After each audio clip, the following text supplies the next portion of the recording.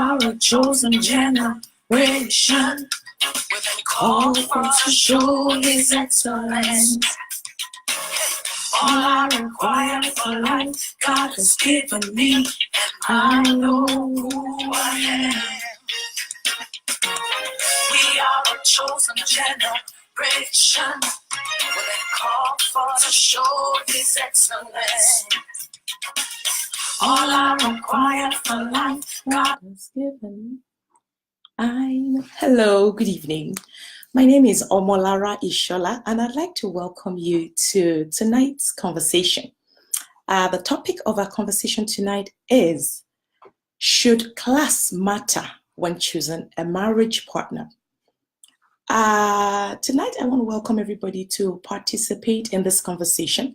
So if you can see and hear me, I would encourage you to comment. And if you have a question or if you have a comment on the topic today, go ahead and type it in. So if you're able to share the program, please go ahead and share. So this program is particularly preventive in an era where marriages, even Christian marriages, don't last 1, 2, 3 years, and people end relationships on the note of irreconcilable differences. I believe it's important, just like any other thing we embark on, that we do our research, that we find out certain things, and we make our decisions, not only spiritually, but also from the position of information. And when this is done, we would limit the casualties that we have this day in marriage. So when the Lord laid this topic on my mind, I went to look at the meaning of class. Because when we talk about class, we are quick to decide who belongs to a particular class, particularly because of the socio-economic status. Usually you'll say people who are rich belong to a different class, and the people who are the haves and the have-nots, and those who are not socio-economically viable are called poor, or termed the less privileged. And so it's possible for somebody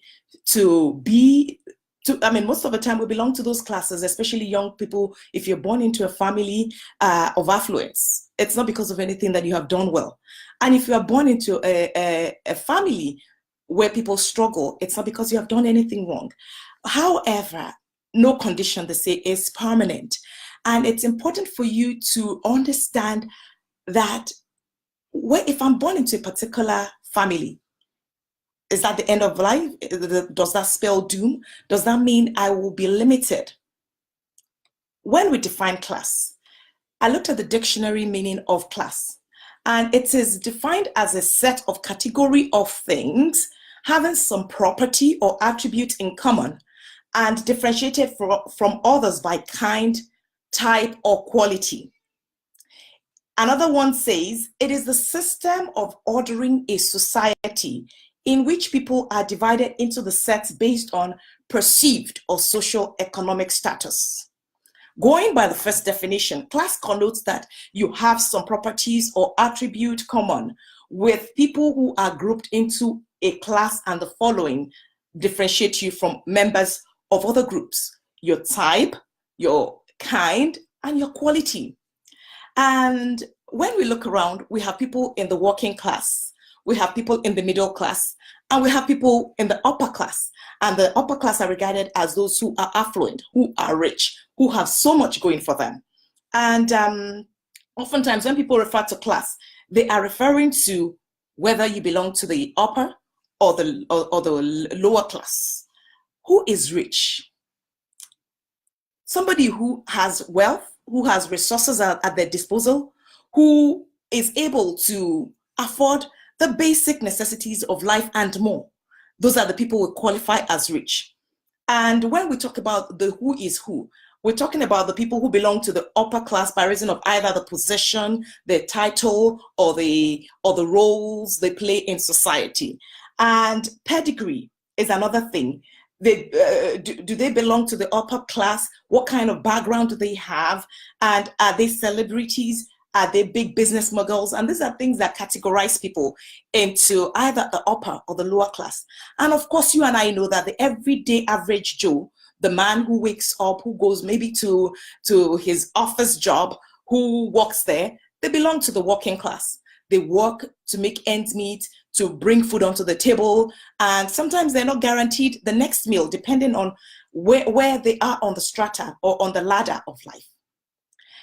So the question is, if a girl is born into an affluent home and she meets a guy, intelligent, hardworking, maybe they met at work and all that, and they're considering marriage, should the girl consider the boy's background?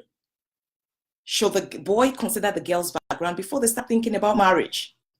Someone will say, it doesn't matter, it's love, without a doubt. I agree. But I have also realized that people who are born into a particular class have been trained by virtue of the exposure to certain things within that class. For example, people who belong to the middle class, they are the ones who, they earn a little more than average. They earn enough to fuel their lifestyle. They earn enough to pay their bills, go on vacation, and do things like that. And in particular, they don't necessarily belong to the upper affluent people who can throw money around, but they have trained their children in a certain way. For example, they set goals, they have visions, and they prepare them for life, and they give them skills, as it were. Now compare that to maybe they have a structured life, they have routines, they have things that they do in a particular manner that those children have grown up to imbibe and to absorb. So there is a level of stability associated with people who belong to this class. Now compare that to a boy whose father is a farmer, whose mom maybe works as a petty trader. They go from day to day trusting that the next meal will be available, the next bill will be paid, and all that. So there is a level of instability, and that kid probably would go spend some time with an uncle, would be whatever goes. So when those two people are considering marriage, they have been exposed to life differently. And so even though they love each other, it would require a little more than love for them to be able to see eye to eye on certain things. For example, somebody who has learned to live from day to day, who has never had the idea of what it means to really save, to put money aside, because there hasn't really been that opportunity of putting any money aside, because whatever you find is what you eat, is what you get by. And now you are trying to come together in holy matrimony and union with a child that has been trained that you set goals for the next 5 years. You plan your life. Where do you want to be? How do you want to, what are the things that you intend to achieve between now and then? And so every time they're constantly knocking heads, the boy says, you think you know everything. You think you're better than I am. But after a while, it begins to show. Initially, he might like the girl's drive. He might like the fact that she's organized. She knows what to do and all that. But over time, when the girl it becomes a tug of war. I'm pulling, you're pushing, I'm pulling, you're pulling, or I'm pulling, you're pushing, whatever.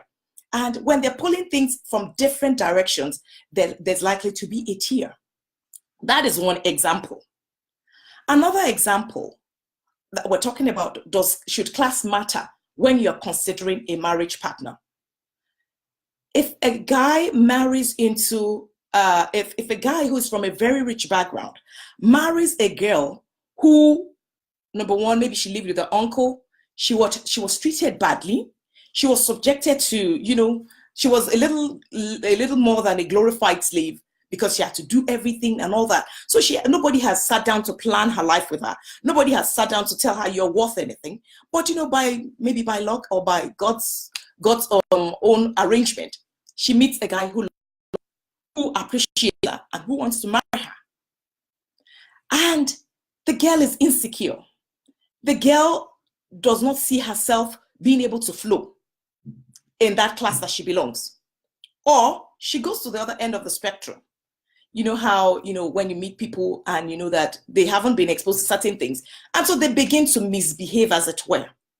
So we're looking at the different things that we should consider when we're asking the question, should class matter? We have successfully defined what class means, that there are two different definitions to class: people who belong to a particular social economic status, and people who are grouped by virtue of the kind and type and quality that they carry in them. There are so many people who are not high up there socioeconomically, but they have an idea of where they're going. And so, for example, what are those things that bring people into a particular class? When you look at the people who are successful today, they are hardworking, they are disciplined, they are focused. And when you have those qualities in you, regardless of where you are in life, that means it's a matter of time. You can evolve from one class to another. So no condition, they say, really, it's true, it's permanent. So you can evolve from one class, the low class, I don't want to use the poor class, but people belong to different socioeconomic status. So if you're at the bottom of the ladder, on the socioeconomic ladder, it is possible for you to ascend. It's possible for you to increase by taking advantage of certain qualities that people who are up there are using. For example, you are able to cast a vision. You are able to set goals and accomplish them. When you have a child who is born into affluence, nobody has really put them through how to navigate life. They've always had money at their disposal. They've always, they just squander money. And so when they get married to somebody who is a lot more structured, there is a problem. And most of the time, those people think every problem answers to money. And that is why you have some marriages where a woman is miserable, she is sad, because the husband thinks if she makes any complaint, money will answer. So when the woman says, you don't spend enough time with me, you don't stay at home, I need you to be around, I need you to help with raising the children. And the guy said, what else do you want? I provide everything you need. You are such a hard woman to please. They are speaking two different things, two different languages. Some other women will tell me, I have asked young girls, would you rather be crying in a Jaguar or be smiling on a motorcycle? Guess what? Some people said, no, they would rather be crying in a Jaguar. Meaning, whatever difficulties, whatever challenges they have to face in marriage, as long as they are married to somebody who is comfortable, who can meet all their needs, they don't mind. But we will discover that there is more to life than money and the things and the ephemeral things. I have seen people who have started, and I can use examples from my world of everyday regular people that have become big people just because they chose to leave the class where they are, the class of have-nots, and they have imbibed discipline, they have imbibed focus, they have imbibed determination and going for what they really want. And at the end of the day, they change their class. So you cannot limit a person. For example, if you're a girl or a guy, you can't limit somebody or say, I can't marry this person just because we do not belong to the same economic status. There are specific traits that make it possible for people to evolve from one class to another. And like I mentioned before, when you talk about a kind, what kind of person is this person? We're talking about the nature. We're talking about the character of people's sets. We're talking about the character of people in that particular class. We're talking about integrity. We're talking about the type. A type represents a symbol. What do they represent? What are their core values? What are those things that they believe in? It doesn't matter where they are. Somebody who is poor, but who has integrity intact, will not steal somebody else's belongings. Meanwhile, somebody who belongs high up there in the socioeconomic strata, who does not have any value or any respect for integrity and honor, would steal. And so when we're talking about quality, the superiority or distinction associated with high social position, discipline, and excellence. And do we have excellence showcased in the life of people we're considering for marriage? So to my single people, perhaps you're watching it now, or you will join me later to watch the replay of this. When you're considering a guy or a girl, what are those qualities? What type of people are they? Are they their nature? Are they kind-natured? Are they large-hearted? Are they givers? Do they accommodate people? Do they look down on people? Are they selfish? And when these qualities are missing, those will be the first problem that people will encounter as they embark on the journey of marriage. So when you're looking at somebody and you're considering them, maybe you have prayed and you think, okay, you're sensing a leading. You also need to do this homework. Make sure that they are people who are honest. How many times have we seen people? They are Bible study leaders. They have big Bibles in church. They quote scriptures. They are more like walking Bibles. But because they have not dealt with their natural self, they become a problem to the body of Christ. You find a brother, because of his talent, he proposes to 2-3 sisters at the same time. He's seen each one of them at different times. But hoping that somehow I will decide and go with whoever. And each one is nursing the idea that, oh, this is a guy who has proposed to me. I'm praying, I'm trusting God that, he might be my husband, my future husband. Integrity, honesty. When you're given a responsibility, when you man a department or a business, when you are responsible for people's lives or their resources, are you honest? And the Bible also tells us, well, when you plan to get wealth hastily, it will not last. And that is one of the things that you need to look at in the lives of people that you're considering. Look, from the lens of the Spirit, also consider, where are these people from? Where are they going? Do they have anywhere they're going? You cannot join yourself to anybody who doesn't have any destination in life. They do not have any goals. They do not have any vision.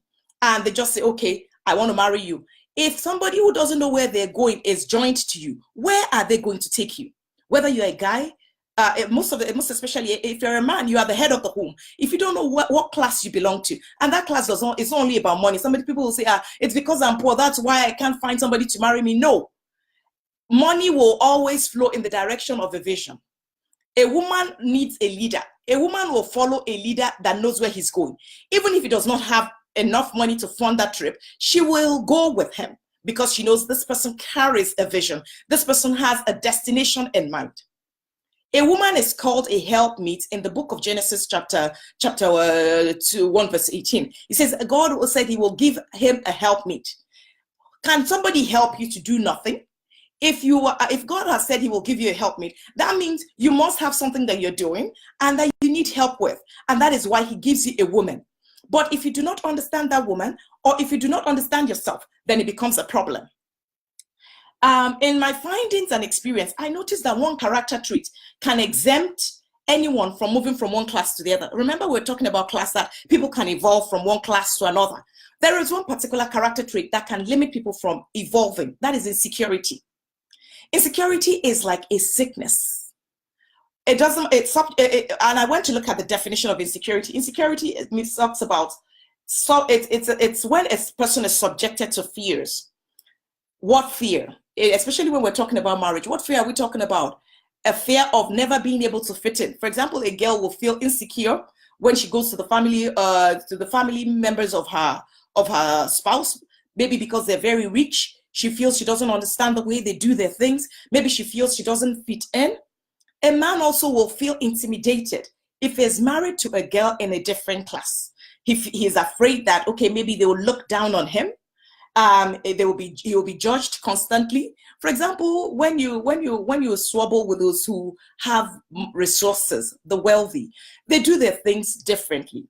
They don't know how to manage. So if a girl who has always learned to manage all her life gets married to a guy who's always had resources, who throws money around literally, there might be a bit of friction in the way they run the house. For example, if the woman thinks, don't throw anything away for tomorrow, tomorrow might be a rainy day. There might be a need for that pair of shoes that their first daughter wore and has been kept in the basement for 10 years because she's still trying to look for somebody that it would fit, maybe her cousins, maybe her nieces. You can't really fault that person. It is where they're coming from. And sometimes I watched a movie a while ago, and there was a line, a quote that I heard in it. It says, where we are used to be where we belong. And so sometimes those who have grown in an environment of managing and getting by, when they get into the environment of affluence, one of the things that will constitute a problem between a man and his wife is if the woman becomes a hoarder. The woman cannot let go of anything. She's always thinking about tomorrow, tomorrow, tomorrow. Don't throw food away, even if it's growing mold. She's like, there might still be use for it. And the guy gets irritated. Come on, we have a store full of food. Just part of this. And the woman is like, in her mind, she is not separated from where she's coming from. So it doesn't matter whether she looks in her closet and there are shoes from 15 years ago that she hasn't worn, and probably some of them are old and maybe they're peeling. She still holds on tightly to them because she doesn't know tomorrow.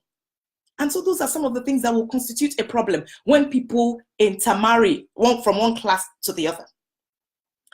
Another thing that could be a problem is when insecurity is there, somebody will doubt his own ability, no matter how talented.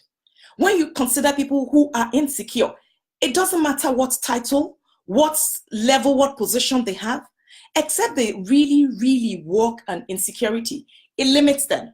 So anybody who comes around, they see that person as a threat, as a competition. Any remark, any comment will be seen as, oh, maybe they're doubting me. Maybe they think I can't afford it. Maybe they think. So constantly somebody who is insecure has internal battles to fight. And that is why when you are considering marrying somebody from a different class, pay attention to all those details. Pay attention to it. There's nothing wrong with people intermarrying. Whether you're up there, whether you're down there, God is the lifter. God is the promoter. Nobody should think whatever level they are now is the end of life for them. However, I have a big sister who would often say, dress with your future in mind. I would say, think with your future in mind. Approach situations with your future in mind. If you're hoping that God will lift you, that God will make you big, that God will make you belong to the high social economic status, start thinking that way. Do not allow insecurity to limit you. Do not allow insecurity to take away God's plan, God's purpose for you. Have you seen what insecurity does, even for leaders, secularly and even in the church? A leader who has attained a very high position, but because he's insecure, any new member who comes who displays maybe extra grace, extra talent, is considered a threat. Meanwhile, such a person should be welcome and be added as part of their resource base. But because they're insecure, they feel threatened. They doubt themselves. They're afraid of sliding back. That, okay, if I give this person a bit of space, will they not take over? And when that happens secularly at a job or workplace, you can always, at the end of the day, at the end of your 8, 12, or whatever hours you work, you go back home. But when you have an insecure spouse, it is frustrating. There's constant friction, and you're always knocking heads over issues. So that is why if you're going to marry into another class, you need to learn what are the things they do in this class that makes them stand out, especially if you're going from below to the top. It's very easy to slide. You don't need too much effort to slide. You just go with the flow. But it's only when you are ascending that you have challenges, that you have difficulties. And that is why one of the things today's show is not to talk about who should marry who or who should not marry who. As a matter of fact, I believe firmly that with hard work, with determination, and of course, God's blessings, God's prosperity, we will get to anywhere we want to get to. Is God not the one who promotes? That the book of Psalms says that you are the glory and the lifter up of my head. So God is the one who lifts up our head. So it's not for any man to say this particular position in life is permanent. However, for you to belong to a class that you aspire for, you need to consider, what do they do? What do people in this class do? People who are successful, what are their routines? What are those things that they do? And I was listening to a video clip about a man who was talking about what successful people do. They wake up very early in the morning. They exercise just to get their brain, to get blood circulated and to get energy going. They add to themselves. What does that mean? They always read something to add to their knowledge. They always look around for ways to improve themselves. And anybody that is a child of God, that God has given grace, is able to do this.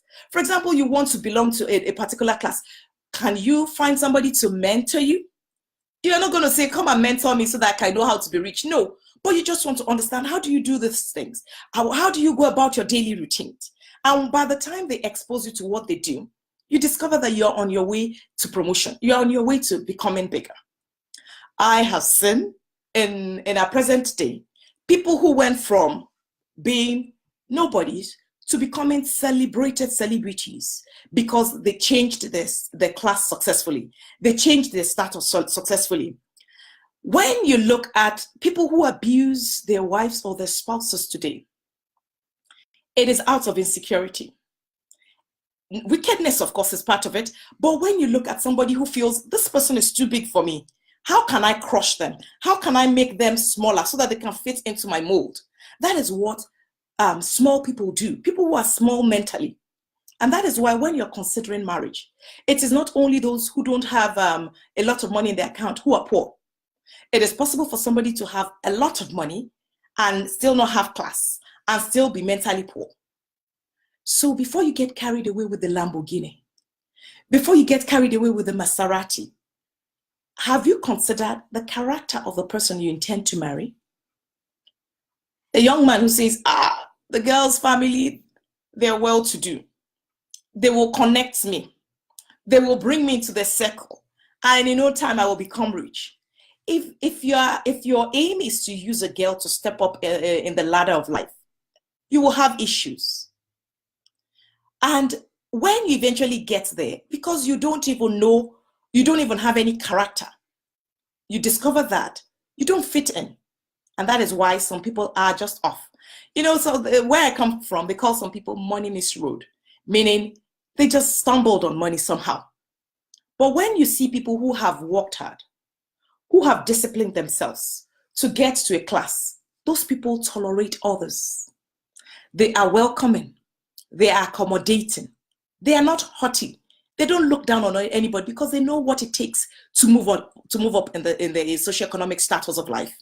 So when you want to get married into a big family so that you will become, everybody who has been nasty to you, you will show them. That is the wrong reason, because when you get there, you will be insecure because everybody will be against you. So today, as we wrap up, I hope somebody has been blessed today. Should class matter when choosing a marriage partner? It depends on what you define class as. Class should not matter because people's class change from time to time. But whatever you do, make sure the right values are in you. And that is the only time you can move from one level, from one class to another. And you can benefit yourself and benefit the partner you are getting married to. Don't get into marriage for selfish reasons. Don't get into marriage because you want to use that person. He is rich, he will be my ticket. I don't love him. I don't care about his family, but at least if I can get him, he will be my meal ticket to my next level. Those things don't last. I have seen girls who say, I can hardly stick the guy. But you know what? They smell money. They smell, the environment smells of affluence. And I am ready to take my bite of it. And in a few years' time, I will be out and I will go and get married to the person I love. Life gives us what we sow into it. Life is an echo. It responds to us whatever we put into it. As Christians, young men, young women, we shouldn't look out to use people to get into wherever we want to get to in life. Those things usually backfire. And by the time they backfire, you will neither be here nor there. And even if you have the money, you won't have the class that you're looking to have. And I do pray for every one of you who are at that place of making decisions that you will not be confused. The Lord will guide you. The Lord will direct you to the bone of your bone, to the flesh of your flesh, people with whom you will grow together, and you will become a beautiful blend, and you'll be a blessing to your generation. Thank you, and God bless you.